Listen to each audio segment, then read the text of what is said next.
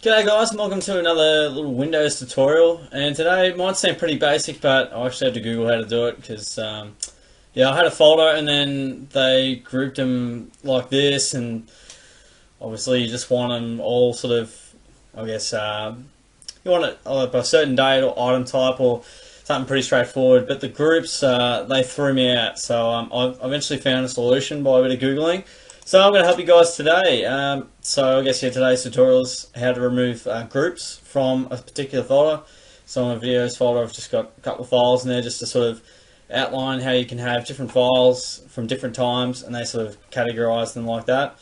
Personally, I'm not a big fan, so to change this you go into the folder and then view, and then it's this little key group by, and then you go none, and then that changes it back to normal. So a tech like myself even has to Google for some simple things like this. So into the view, and then group by, and then you go none, which isn't there now because it's not grouped in group by.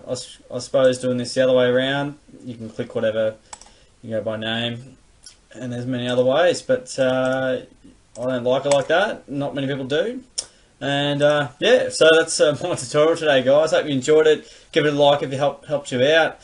That'd be awesome. And subscribe away for more videos, plenty of A+ content and general information technology content. So subscribe, stick around. Thanks for having me around, guys. I'll catch you all next time.